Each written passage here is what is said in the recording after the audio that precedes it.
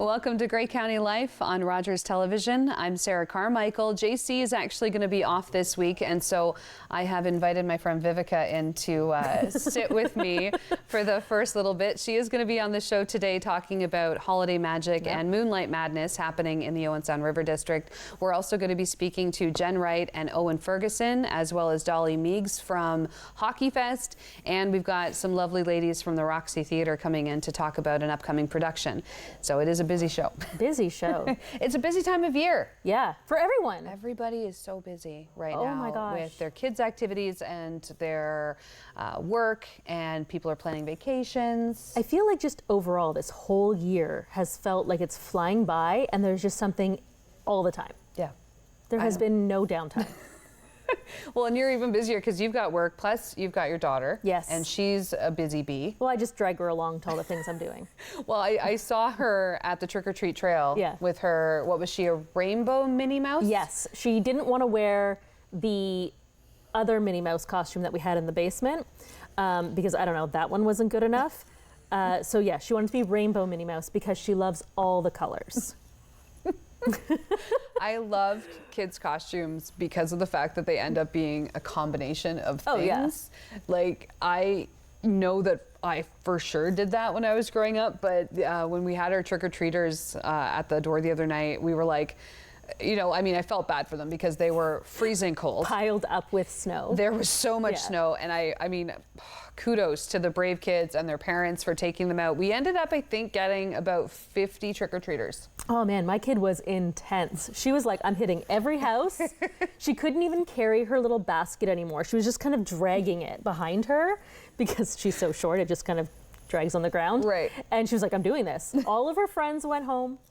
And she's like, no, we're doing more houses. Soaking wet, wearing a hat covered in snow. Her jacket is completely a darker color than it was initially. She's like, I don't care. I am going to every house. And she did. She did. She really loved it.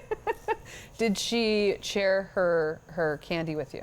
Mom tax. Yeah. Okay. What is, as far as the mom tax, what is your preferred treat? If you could, you know, if you're looking through that candy bag and there's something that she, you know, what are you looking for specifically?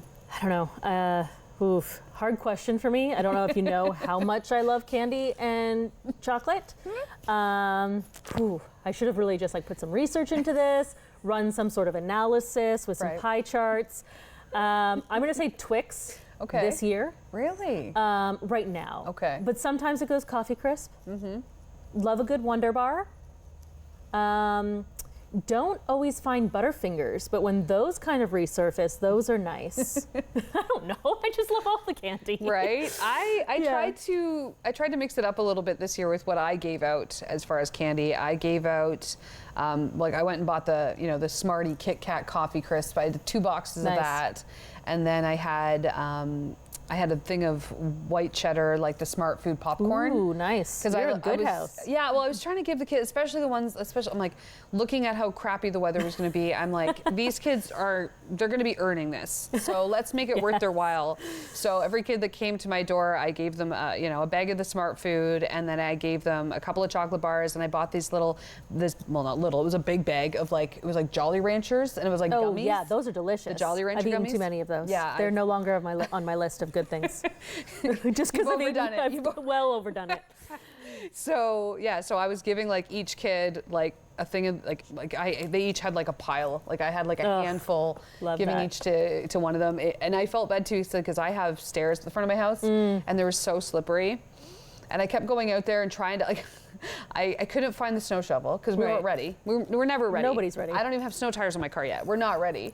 And so I couldn't find the shovel. So I'm out there with like paper towels, like trying to get the snow off the step. I can only imagine like what my neighbors were thinking. They're like, what is she? Like, does she know that's not how that works? But I was trying to keep it as like not dry, but as like uncovered in snow as I could. Like I realized I wasn't going to soak up all the water on the cement, but I was trying because like some of these kids are pretty little and them trying to get up the stairs to begin with is a challenge. And then knowing that the stairs are probably going to be a little bit slippery and I've got dogs that are barking.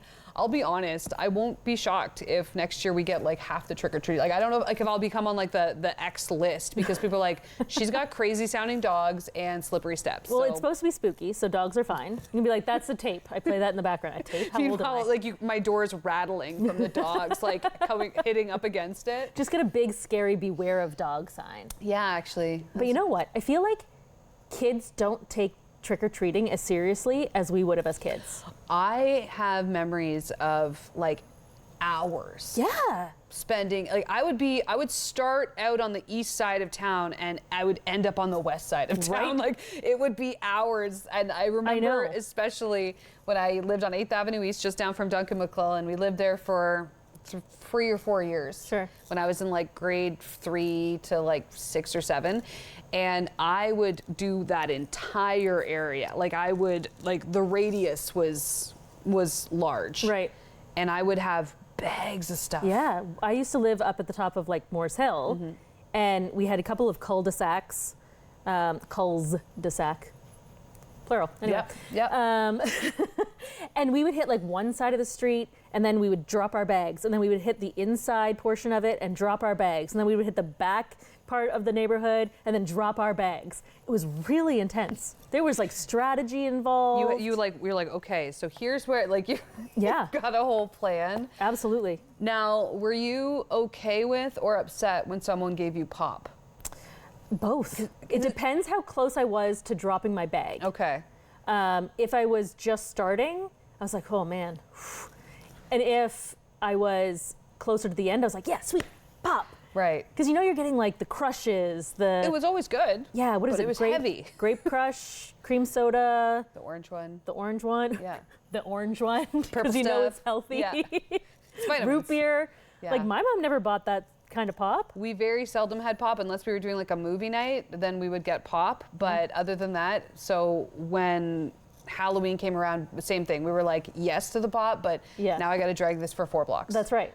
Yeah. And then you'd like get home, do your kind of like candy check, make sure it's all good, eat about like a third of it, feel really, really sick, bring it to your room, hide it from your siblings. Like hide it the best you could hide anything in your entire life. Absolutely. Yeah. We are definitely stocked up with candy now, thanks to the trick-or-treat trail and the trick-or-treating, and we're going to be chatting a little bit later about the River District's upcoming events, and we'll hope you'll stick around for that. Joining us next, we'll have ladies from the Roxy Theatre.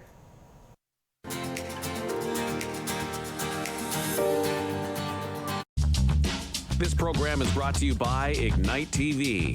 Now you're in command. Visit Rogers.com for more details.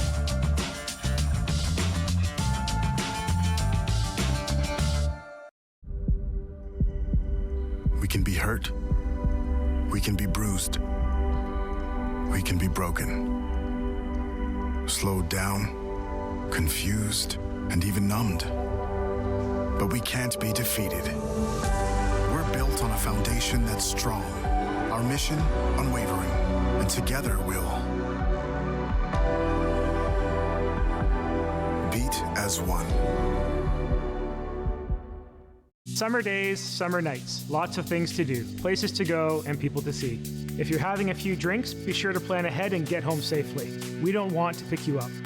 Drinking drivers risk injuries to themselves and others and take chances with their license, their jobs, and their future. Remember what's at stake and choose your ride, whether you're the driver, the passenger, or the party host. Thanks for supporting Sober Driving. I hope we never meet. Visit arrivallive.org to find out more. Hi, I'm Nico Addy. And I'm Ethan Burrows. Catch Attack Hockey on Rogers TV.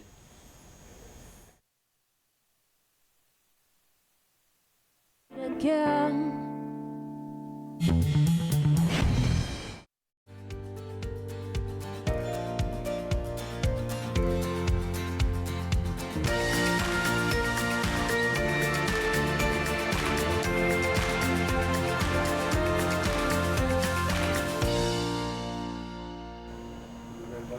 Welcome back to Grey County Life. Joining us in studio today, we have quite a few guests representing the Roxy Theatre here in Owen Sound. We have Corey, who is the director of the upcoming show, One Flew Over the Cuckoo's Nest. We've got Lisa, who's the stage manager, and also Marcia. Hello, Marcia. Hi, how are you doing? Good. Thank you, ladies, for coming in today to talk about the Roxy. So first off, Corey, you are the director of One Flew Over the Cuckoo's Nest. So tell us a bit about this production.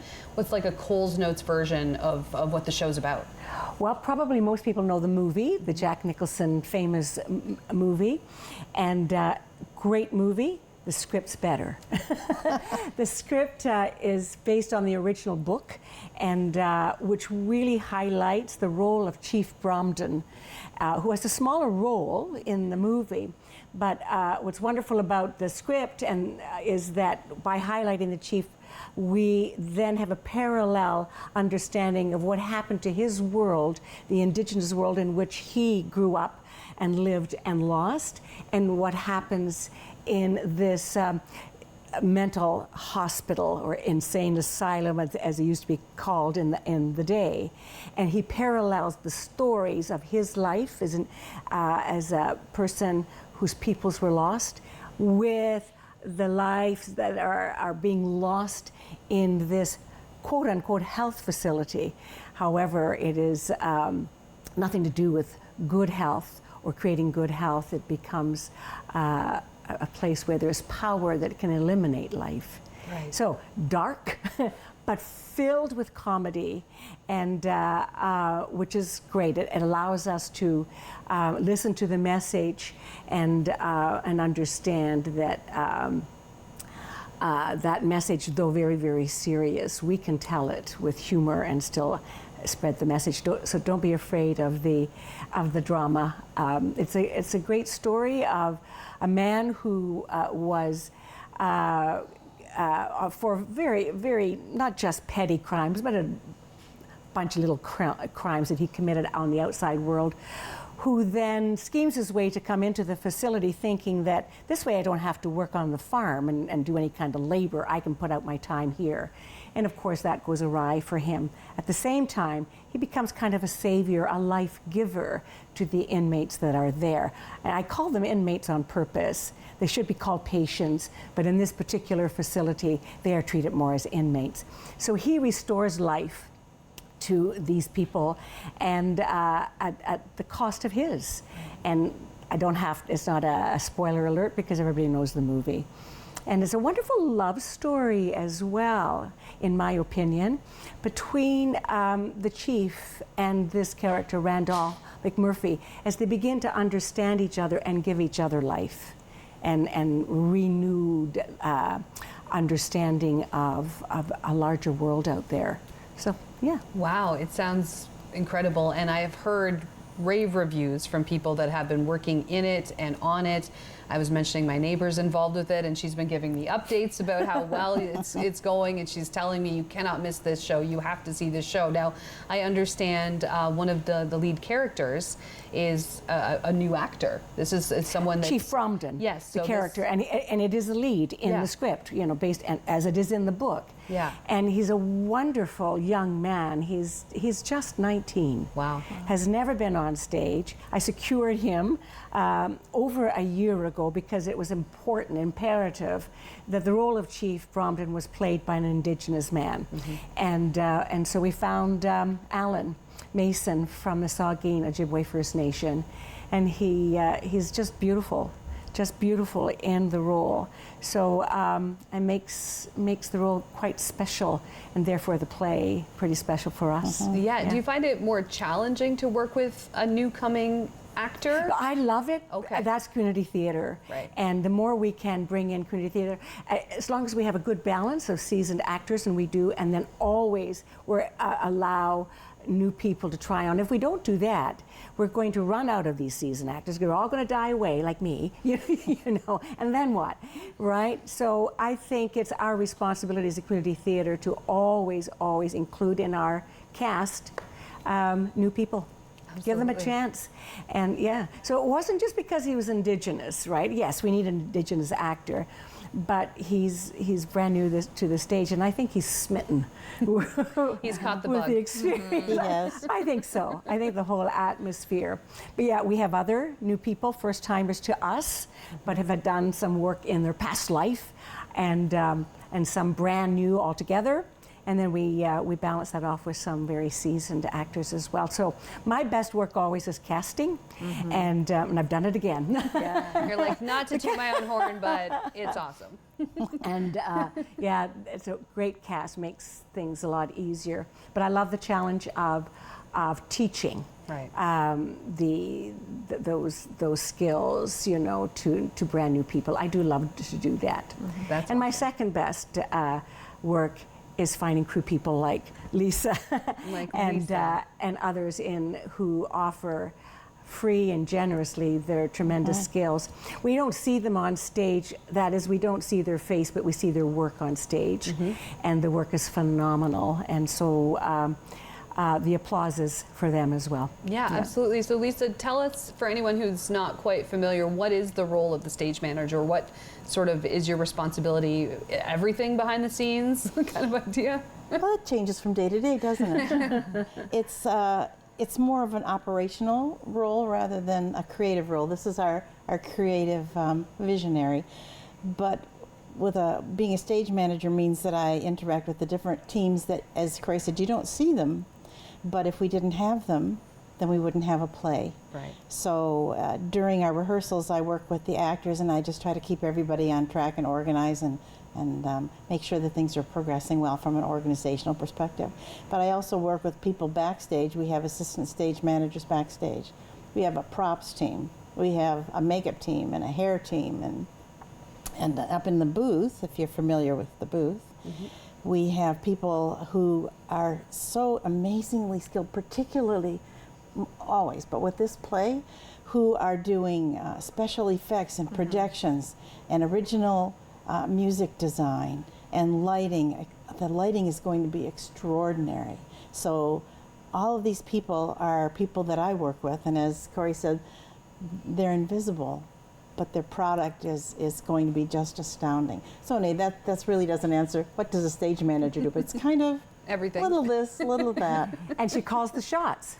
My job is over with opening night. That's it. I'm out of there. Right. I'll always see the show, but the boss is the stage manager. She runs that show. She hands it over to me and said, it's yours now. Yeah. And what she means by calling is that we have all the different aspects of things that need to happen during the show, the cues. Right. And so I team lead the cues up in the booth for the run of each show. Making sure the actors are where they need to be at the right times. The actors on and off, the lights on and off, and then with this show we have lights and we have projection and we have sound and everything, and we have live music.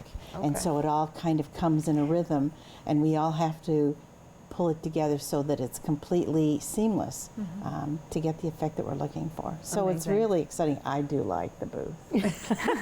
I like Truth be told. Truth be told, my treat is when she turns me over and just lets me go up to the booth. So. Oh my goodness. Now, if you were to compare the production to the movie or to the book, are there any major differences, like for people that they would notice? Is there more? The story involved? is essentially the same. Okay. The characters are the same. It's just the role of the chief is highlighted. He is, in fact, the narrator. That's a different kind of narration. He's not telling the story what happens next in that kind of narrative way, but his narratives are the thoughts are running around in his brain as he projects through those thoughts what happened to his people, right? And what is happening here in this hospital and how similar they are. And he refers to them as the black machine or the combine that dissolved his people, and the black machine in the hospital that is doing the same to the people, the patients, through power, through control. And that is expressed through Ratchet, whom we all know, Nurse Ratchet, who is the character that images power and control and how that can be abused, right? When her purpose is to maintain power and control. And how do you do that? You know, and we know that governments have done that to indigenous peoples, you know, again and again and again. And And so that's why I think the story is still relevant today. We know it as a famous movie for sure, a Jack Nicholson vehicle, and brilliant as it was. But I think because the chief is a main character in the original story, and the script is based on the original story, I think it's richer in the message that it's giving to the people, and why it is still relevant today for very obvious reasons. It's also a statement on health care, mental health care as well, that we've got miles to go. And we're telling this story in the 60s, and it was written for the 60s, that generation. And if we compare to what mental health care was then, and as it is now, oh my, we've got a long, long journey yet to improve our mental health care. So again, which makes this story relevant.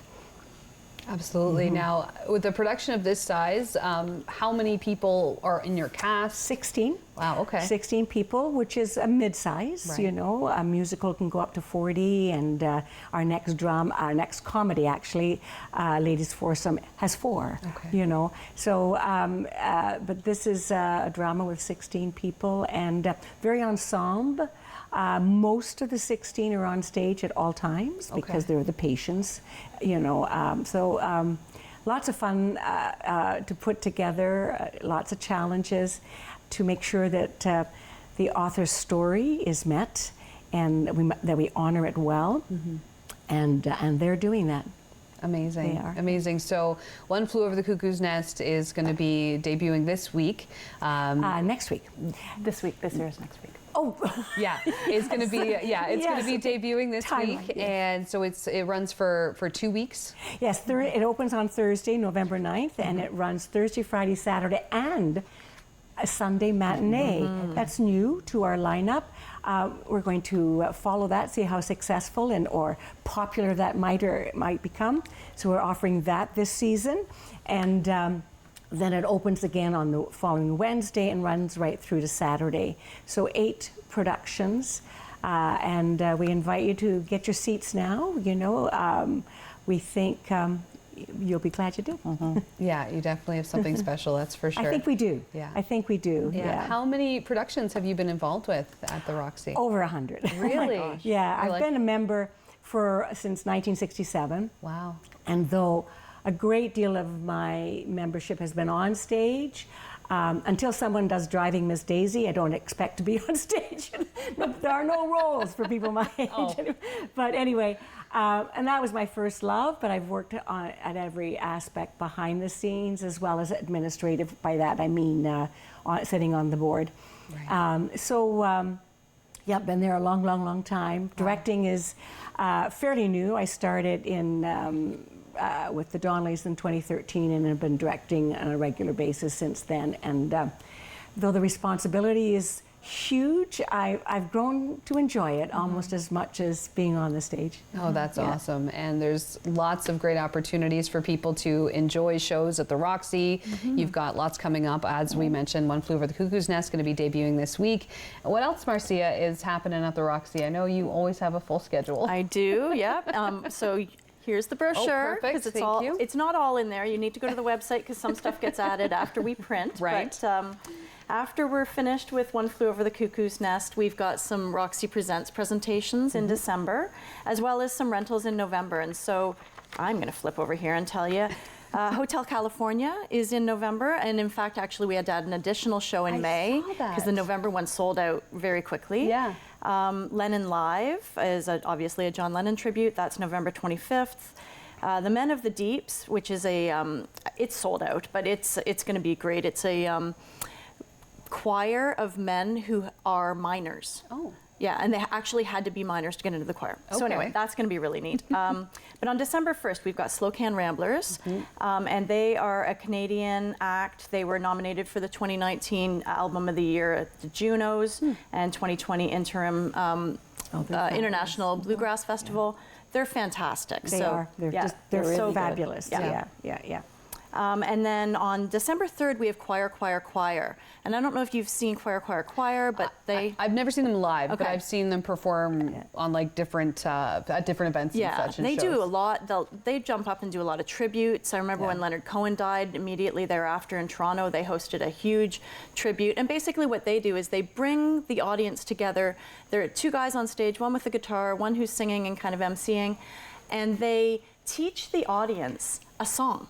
And you usually do a few songs, but there's one main song, and they divide the audience into parts, and it's just really fun. There's something really amazing about creating music and singing with other people. So that's Choir, Choir, Choir on December 3rd. And quite honestly, we're so lucky to have them coming up to Owen Sound. They sell out like shows nights in a row in Toronto. Wow. So yeah, it's great that they're here.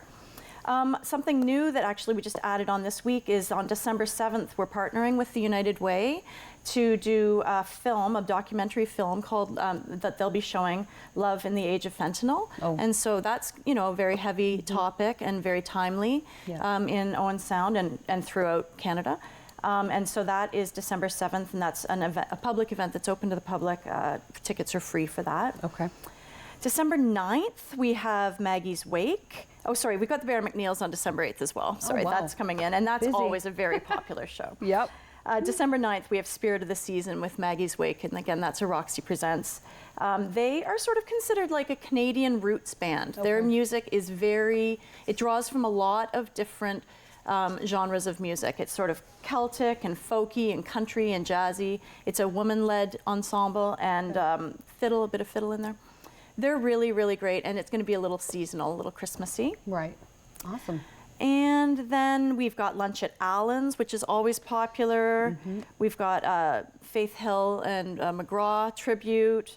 We have a Rock and Roll Christmas, which is a fundraiser for a local animal shelter that they're putting on. And then December 31st, we've got the Beckett's, which is doing their two shows, always popular. The great tradition. way to end. Absolutely, yeah. Christmas or New Year's with the Beckett's. Yes. With the Beckett's, Yeah, always. that's awesome. Incredible. Well, it definitely sounds like a jam-packed couple of months at the Roxy. Yeah, that's just, Yeah, that's just Till even December. the next 8 weeks. Yes. So I know.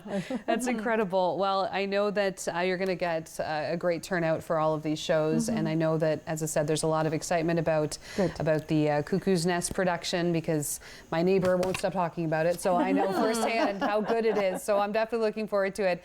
If you're interested in getting tickets for One Flew Over the Cuckoo's Nest or for any of the upcoming Roxy productions, make sure you check out their website, roxytheatre.ca. Thanks so much for coming in, Sarah. ladies. Thank you. Appreciate it. Thanks.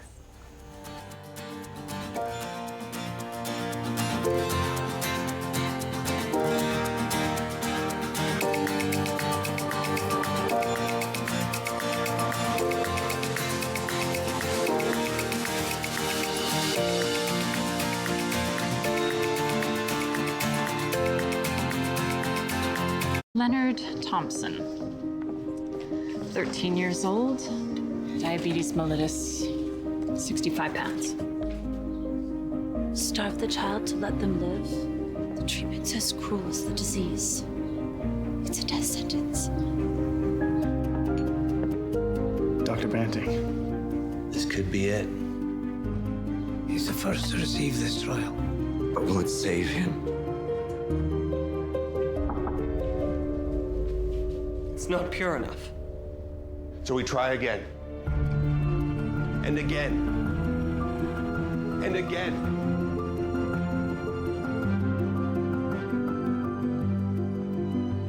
Before the discovery of insulin, diabetes was a death sentence. Banting, Best, Collop, and McLeod's breakthrough has saved millions of lives. Leonard Thompson's was the first. What kind of show do you want to see on Rogers TV? What interests you? Log on to rogerstv.com, fill out a show proposal, and tell us about your segment idea. We want to know what you want to see. Rogers TV, only on Rogers. I'm number 24, Tays Jordan. And number 21, Harry Nancy. Tune in to Attack Rap on Rogers TV.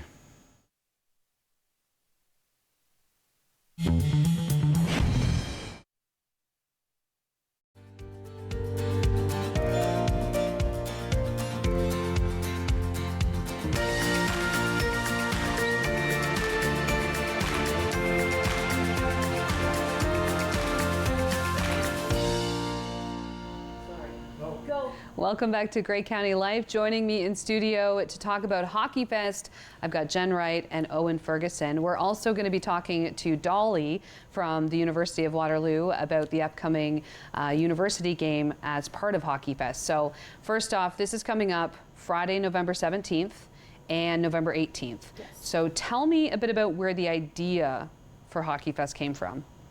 Well, as Owen Sound and our entire community knows, when we had Scotiabank Hockey Day in Canada, it was a huge celebration and it was a huge success.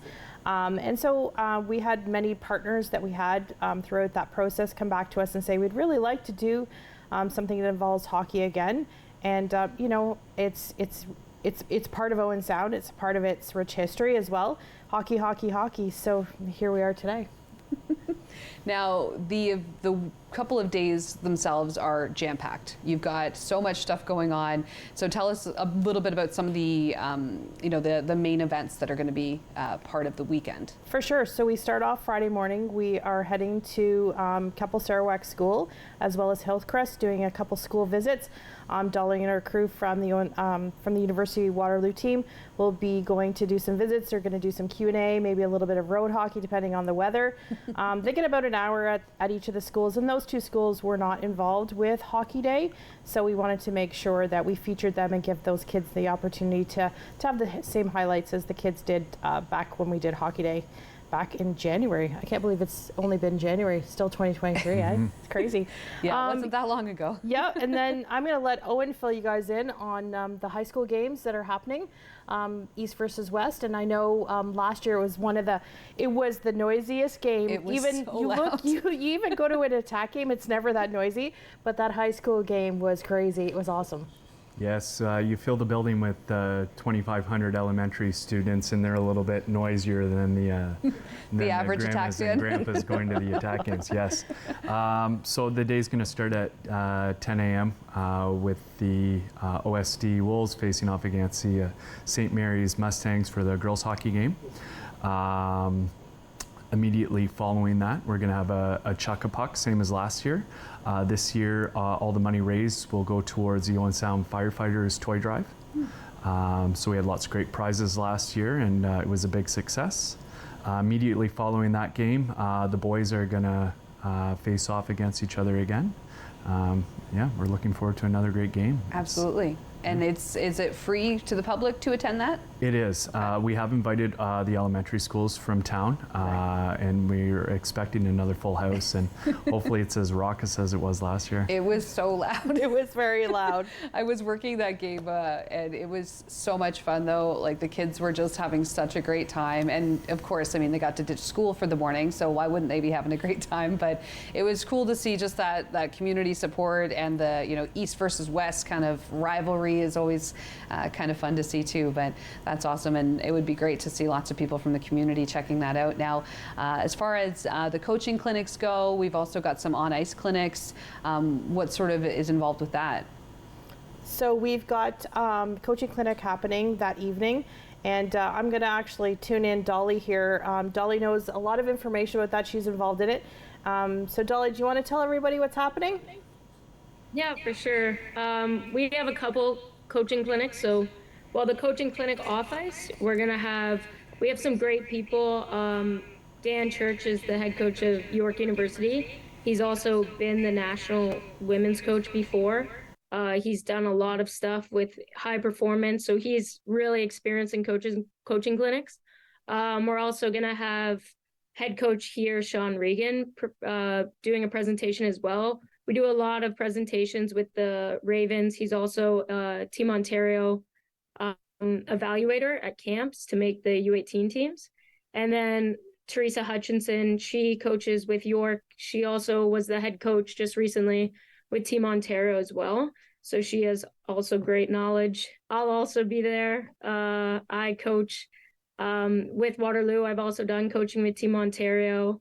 This is my 5th season here. So there's a lot of things we can all add. Mark O'Leary is also doing a presentation. He is the head coach out in Moose Jaw for the WHL. So that'll be really cool. We're also doing a lot of on-ice clinics. So I'll be taking the lead on those. I do a lot of work with the Ravens here. I run a camp in Owen Sound. So we're really excited to get the girls out because our girls are really excited to help out. And then the minor hockey organizations in Owen Sound are wonderful to work with. And the girls, I think, are really excited. So it should be good. It definitely sounds like it's going to be a lot of people involved with this and a lot of fun and a lot of, great opportunity. So if anyone's interested in signing up for these clinics, how do they go about that? So first of all, they are all free. There's no cost. So talking about the coaching clinic, if you're a coach out there that's already coaching, you want some tips and tricks, you want to have an opportunity to speak to some of these amazing athletes and coaches, or if you've never coached before but it's something you're interested, you've got kids coming up through the hockey system, you want to be more a part of it, this is a great opportunity for you to be involved, and it is OHF sanctioned, which is another really cool thing.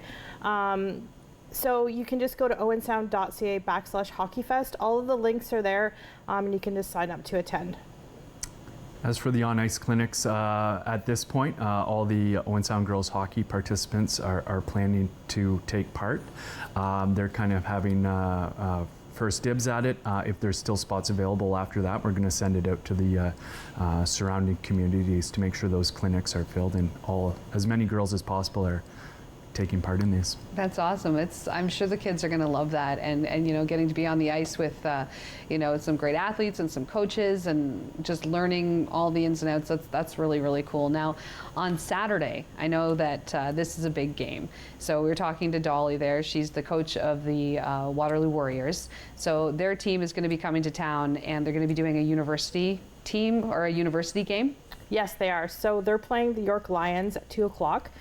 There's also girls' games happening, showcase games happening that morning. So the tickets for that are $10, and they're available through the Owen Sound Attack box office or online. And that $10 gets you all the girls' showcase games as well as the OUA game in the afternoon. I'm not sure if Dolly wants to jump in here or not and just talk about the involvement from the Waterloo Warriors. Yeah, so during the game, during the minor hockey games, we'll definitely be around. We can go in and talk to the teams, which gets a lot of great feedback from the little ones. So we're pretty excited about that. Plus our girls love it. And then we're going to play our game. It should be a pretty good competitive game. We were up there playing Guelph last year. So our season started pretty well. We're 4-1 right now, 9th in the country. So it should be a pretty good show for the girls and everyone in attendance. So we're really excited about that. And then after the game, we're actually part of the Santa Claus parade. So we're pretty pumped. Our bus will be in it. The girls will be on the minor hockey float as well, and just spread out, giving some candy out to the people watching, handing, not throwing, because I know it's a rule now. Yeah, so it's going to be such a busy weekend. We've got this going on, Hockey Fest, and then, as mentioned, the Santa Claus Parade going to be going down 2nd Avenue, and then we've got the lighting of the Festival of Northern Lights. I think that everyone should be planning to be in Owen Sound that weekend to take part. For sure, and one thing we don't want to forget about, we are doing a ball hockey game for kids right after the parade, right on 2nd Avenue in front of Scotiabank. So if there's any kids out there who want to get some teams of 4 together, we need a goalie and 3 players. You can also register on our owensound.ca /hockeyfest website. And we just would love to see people out. Hockey is such a big thing in this area. We got a lot going on with Owen Sound girls hockey. We've got a lot going on with the high schools, and it's just a really great partnership for us. That's awesome. Now, is there any major sponsors that have been on board with this that you want to give a shout out to? Well, we have a ton of sponsors actually that have been involved. It's great to see them come back on board. A lot of them have come back from Hockey Day, which is fabulous. So we've got Tim Hortons is donating some Timmies for all of our warming centers for the games and for after the parade. Sunbelt Rentals is donating some stuff for our ball hockey. We've also got Troy Life that are doing cash donations. Barry's Construction is helping out with some jerseys. We have a list. I should actually get the list out. This is just off the top of my head. Where's my list? Caught me off guard. Where's my list? There we go. Of course, Scotiabank. Benedict Electrical is helping out as well. Fairmont Securities, Giant Tiger, and MacArthur Tire, and the Owen Sound Attack. So, yeah. Big shout out to these guys. It's awesome. Lots of people involved. Lots of people involved. That's awesome. Well, it's going to be a really great couple of days in Owen Sound. Is there anything in particular that you're looking forward to? Anything specific that you're really hoping to get a good turnout for? I think for me the highlight's definitely the women's game. For so many of these girls, like we get the opportunity weekly to see the attack play, but for these girls to see these women, it's a real great opportunity that we don't have to drive 2-3 hours to see kind of their heroes. And, right. And just having Dolly with her involvement, like her coming back, she comes back every summer, runs a camp, and she's a celebrity to these girls. So they really love having her around. Yeah, and speaking of Dolly, tell us a little bit about your hockey history. How old were you when you started and really got involved? I started actually kind of late, technically. And I didn't like it as much because, I had to pass the ring over the blue line, not to sound like a puck hog, and then I as the Ice Hawks to start off. And then when I made my full transition to girls hockey, I played for Sauget Maitland for 6 years. I went to KW Junior to play there. And then from there, I got recruited to go play at Laurier. So I played for Laurier for 4 years. And then when I was at Laurier, I did a lot of Team Ontario stuff because I was a Quest for Gold athlete. So part of that would be volunteering at Team Ontario tryouts. So that's really how I got into coaching. So I grew my passion there. And then I ended up transferring to Waterloo for my final year. So after that, I kept going into coaching, which was awesome. I had a mentor, Sean, who's my boss now. And then right after school, after I graduated rec and sports business from Waterloo, I got offered this job. That's a full-time coaching job. So I've been full-time coaching for a little over 4 years now. So it's been awesome. Wow, that is quite a road to success. That's amazing. But yeah, perfect example, Owen, is just the highlight this is going to be for girls in sports. And, we do have a lot of female, younger hockey players in the community. So for them to see, the big girls playing and see that, they don't have to just play, when they're kids, they can follow it up the ranks and pursue it like Dolly has with her coaching career. That's really cool. So tickets are on sale now for that for the university game. They are. Okay, and they're $10, and that gets you access to all of the games that day at the Bayshore. That's right. And if people are interested, they can go to tickets.attackhockey.com. Yes. Excellent. Is there anything else that we should be mentioning about this? We still have a few more minutes. I just think it's going to be another great couple days of hockey. I'm excited to see the Owen Sound Girls Ice Hawks games on the showcase. I think for me, that's the highlight. I just love to see the girls get on the ice. I've got 2 girls, they figure skated, so I didn't get them into hockey. I'm not sure why, probably because of my background, but I know now that's what they want. They want black hockey skates and they want to go learn to play hockey. So it's just really, it's a great sport for winter in Owen Sound.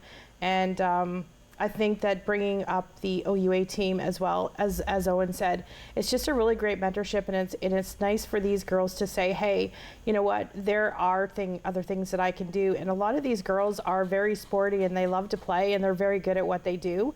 And whether they decide to make a career out of it or if it's just a sport they want to do, looking at Dolly's history and a lot of other women that have stayed in that sport and gone on to bigger and better things, it's just a real inspiration. Agreed. Yeah. And I think that getting the schools involved was a really good move because it was so positive with Hockey Day in Canada.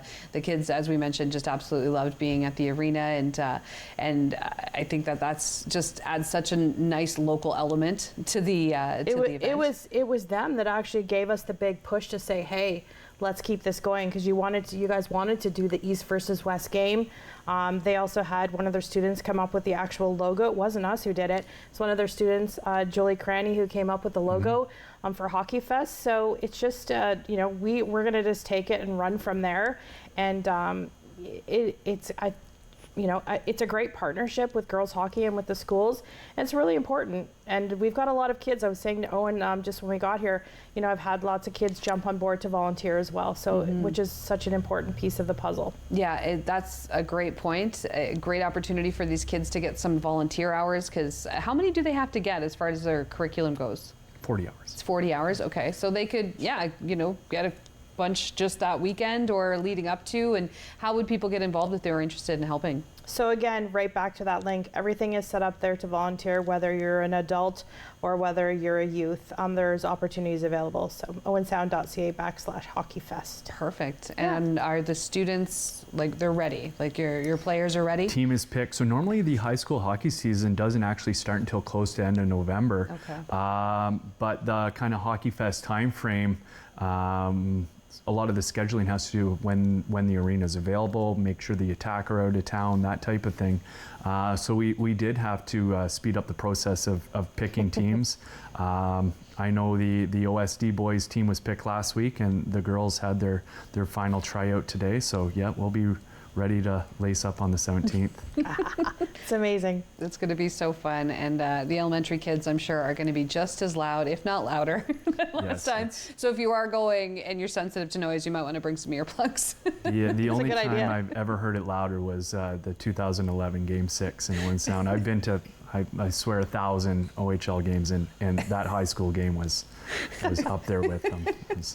It was definitely very high decibels, that's for sure. Yeah. That's awesome. Yeah, of course, we're super lucky to have the Bayshore there, and it's great that they were able to have it available to have all these games and these coaching clinics, because I assume everything is pretty much happening at the Bayshore? Yes, it is. I think that Owen Sound girls have some games on there, or something's happening on the Friday night. We have a few clinics happening at the Rec Center as well. Okay. The Friday night's going to be kind of all hands on deck. We'll be some at the Bayshore, some at the Rec Center. Just trying to get as many girls on the ice with the U-level girls that we can. Absolutely. And it's so cool that it's free. Like that, initially I saw these clinics, I was like, wow, that's a great opportunity. But, coaching clinics and skills clinics can get a little bit expensive. And depending on situations, it's not always feasible. So the fact that you're making these available free to anyone interested is really cool.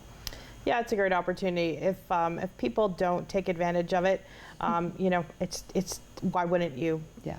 Even if it's just to come out and just to meet Dolly and her crew, or chat with Mark O'Leary. It's a wonderful opportunity. Absolutely, it's going to be a great couple of days here in Owen Sound. Visit owensound.ca/hockeyfest for more details. Thank you to Dolly, Owen, Jen. Appreciate you being here. Thank you.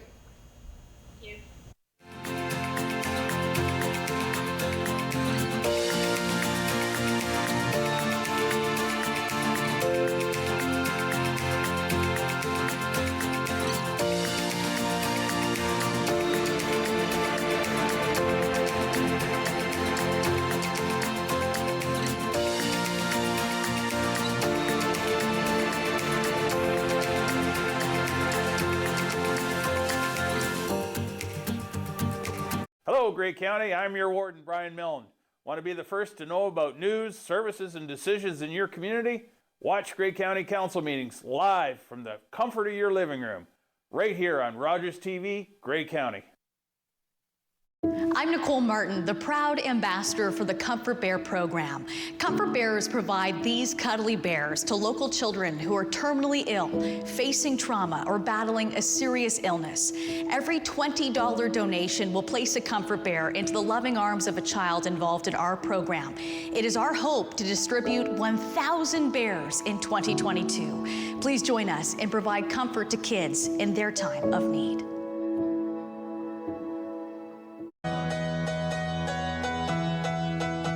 Hi, I'm Vivica Gravel, Community Development Coordinator with the City of Owen Sound and the River District. And welcome to My River District. This is a show where every week we'll be here at Rogers Studios talking to you and talking to local businesses and people in the community about why they, as locals, love it here. They'll also share some stories about their businesses and how they can help you. So meet us here every week, Rogers TV, for the whole season of My River District. Hi, I'm David Sherman, host of Politically Speaking. Join me for my next show, where my guest will be Ian Boddy, Mayor of Owen Sound. Politically Speaking on Rogers TV.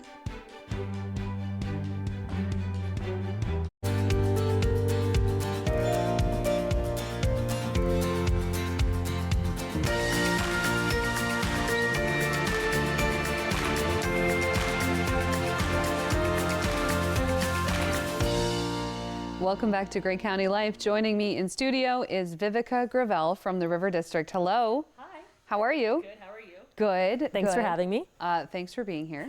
Always great to see you. And you've always got things to talk about because you have a very busy job. You've got a lot going on, especially right now going into the holiday season. Yeah. There is especially tons going on. I mean, let's first give a little bit of credit, not a little bit, but a lot of credit to you for the Trick or Treat Trail. Oh, thank you. That was a phenomenal success. I was driving down the 2nd Avenue on the Trick or Treat Trail Day on the 28th, and it was just full of kids trick or treating. That was beyond anything I could have imagined. Honestly, like, great job, parents.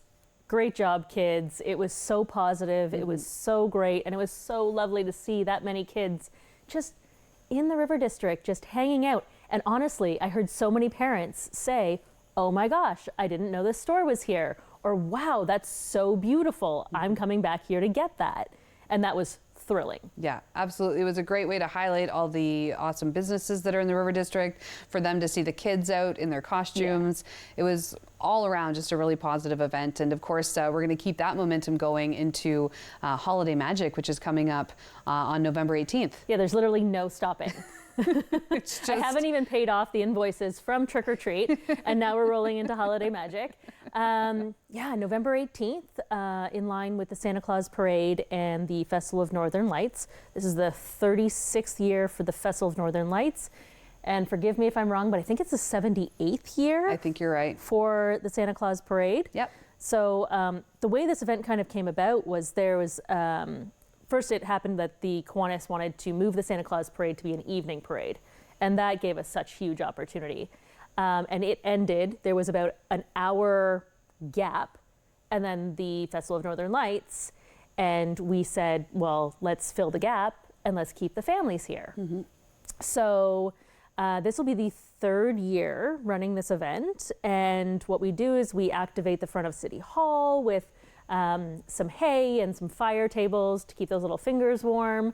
If anything is, predicting the weather for this year, it could either be like last year where we nearly got snowed out, or it could, I don't know, the snow could all go away. It Who could knows? be fine. We don't know. Welcome to Canada, right? Anyways, so yeah, we have got activations, we've got some music, and a lot of the stores will be open late, so they'll be open till 9 p.m.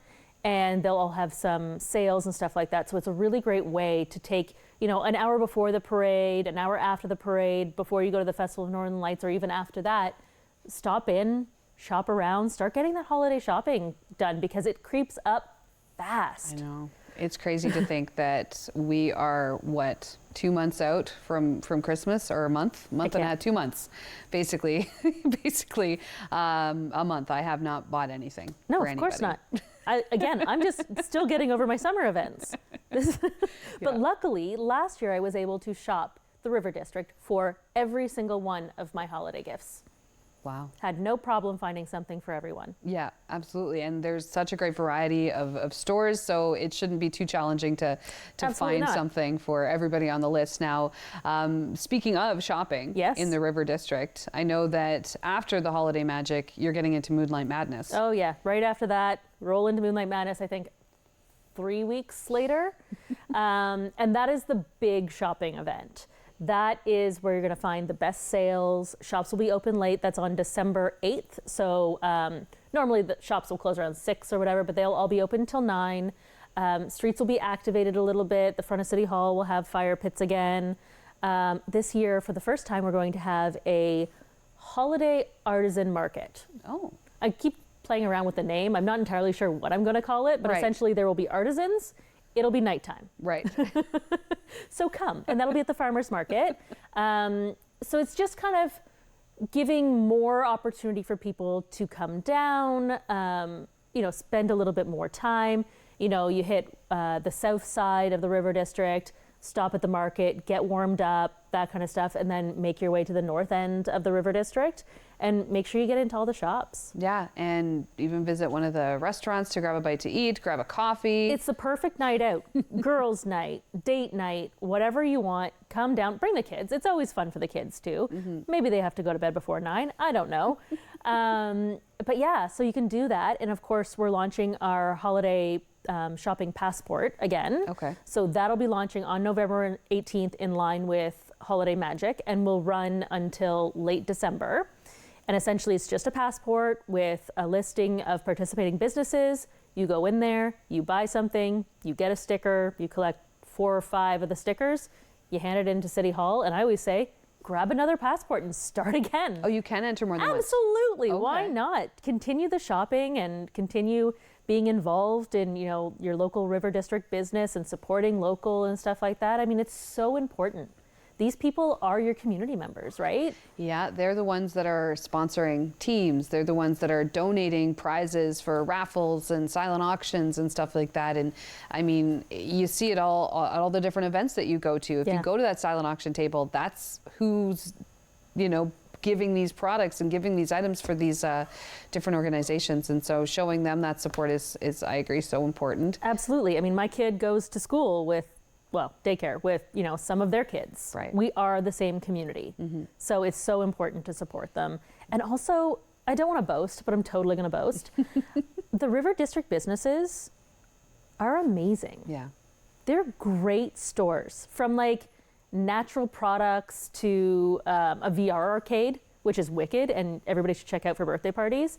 You know, an escape room. So there's things to do, tons of restaurants. We've got amazing restaurants. Yeah, I just tried Poppy's.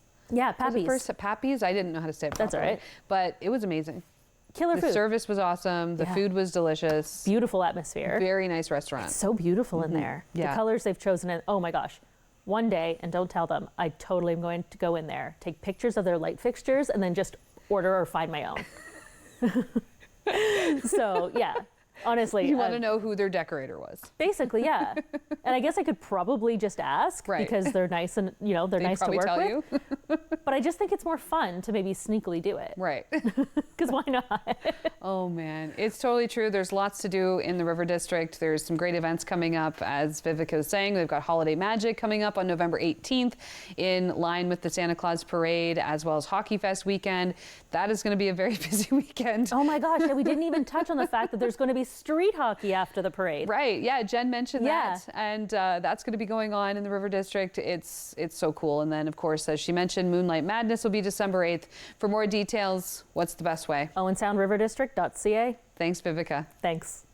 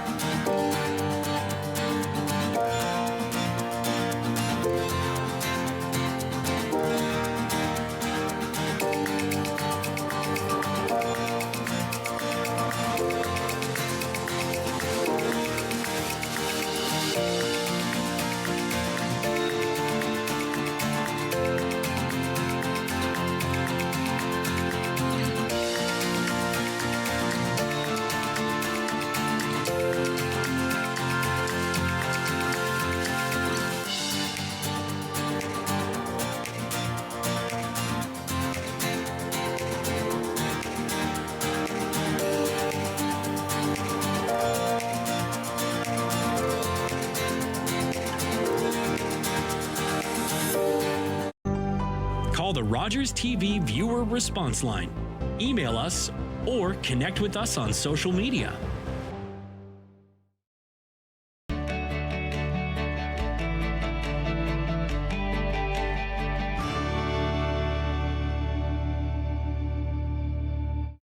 It'd be a tragedy if we were losing one person to drug overdose every day. 5, 7, or 12 people, that would be unimaginable. But in Canada, we lose 20 people to overdose every single day. That's a crisis.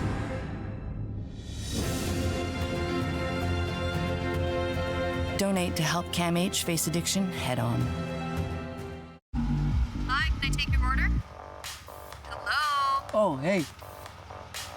Wait, what was the question? Let me guess. One driving high combo, extra baked? No. Could I get a burger with a side of fries?